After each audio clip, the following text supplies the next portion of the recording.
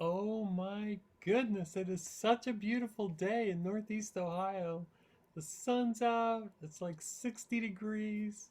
It is amazing. I am so grateful to be alive today. Hey, we're here to celebrate authenticity and living our most authentic lives. The struggles we face, while not uncommon, are many times unique to our own stories. You and your story are important and valued and critical in the world. Welcome to episode 30 of Figuring It Out with Kelly Renee. You do not have to define yourself by your last mistake or the next one. When the negative self talk shows up, do you buy into it? One thing I've noticed throughout my life is I do much better when I'm offered encouragement instead of criticism. How about you? It's easy to be a critic. It's easy to think we have all the answers. What if we don't have all the answers? Then what? It's easy to vocalize a different point of view no matter the context, because critics abound. What's not so easy is to take a step back, consider someone else's point of view or perspective, and respond accordingly. I had a friend who I would banter with about absolutes. He was a firm believer in absolutes.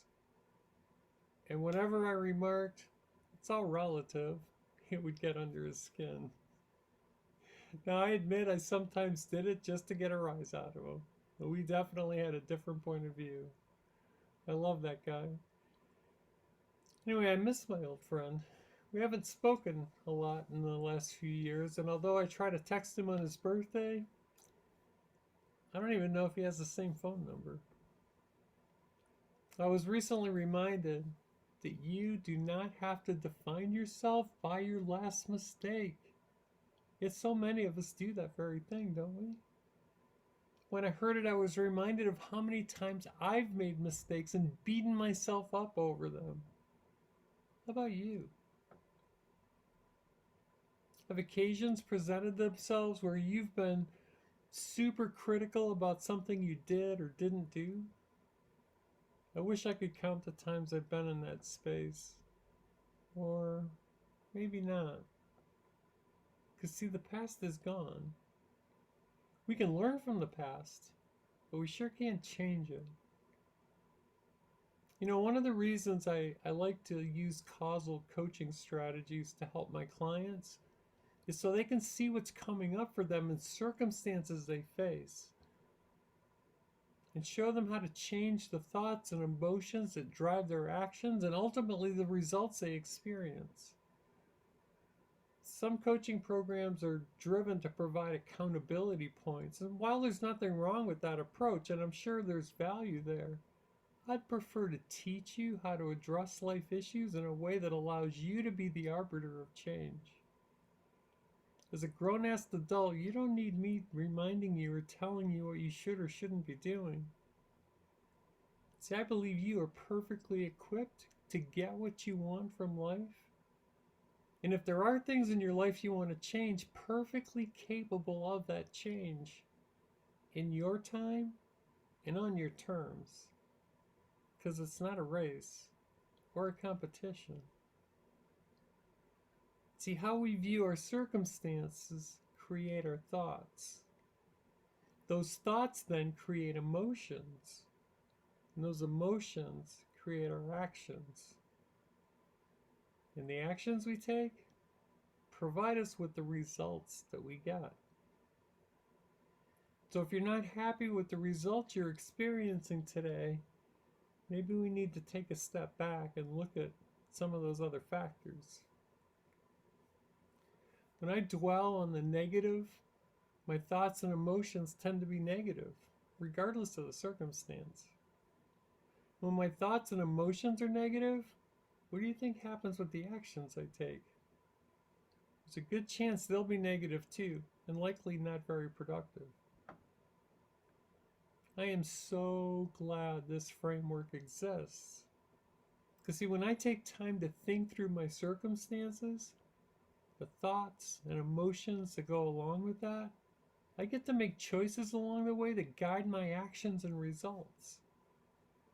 I'm not talking about a Pollyanna approach to life where everything's great all the time. I am talking about choosing what kind of life you want to lead. We all have so many choices before us. You know, I was asked to participate in an important conversation next week to shine a light on National Anxiety and Depression Awareness. On Thursday, I'll be talking about radical self-acceptance. See, self-acceptance is difficult for people who struggle against the pressure of family, friends, and society to be something they're not. Radical self-acceptance can apply to everyone, particularly people who are seeking to be comfortable in their own skin and be true to their own identities. I'll leave a link in the show notes, or y'all are welcome to check out our Facebook and IG and LinkedIn profiles. I hope you'll find time to come visit and spend an hour with us there. Just an FYI, this is a 5-day event. There's 20 speakers in all, so there's a lot to browse and a lot to see. If you get a chance, take a look, see what you can participate in. The bottom line is, anxiety and depression is serious business. I would guess we've all experienced or know someone who is or has experienced these issues. And finally, I want to encourage you, no matter where you are today, you are valued, you are loved, you are oh so precious. I see your smiles and joyfulness, I see your tears and struggles and hurt feelings and loneliness. I didn't get that. Could you try? I also celebrate with you. I celebrate your success and the steps you're taking to be who you are. I am more and more committed to community and connection and being the bridge between what is and what can be. I love you. You matter. Thanks for the privilege of your time today. And if you found this video helpful, please consider liking, subscribing, and commenting, and share it. It really helps. And remember, life's too short. Be kind. Do good. We'll talk soon.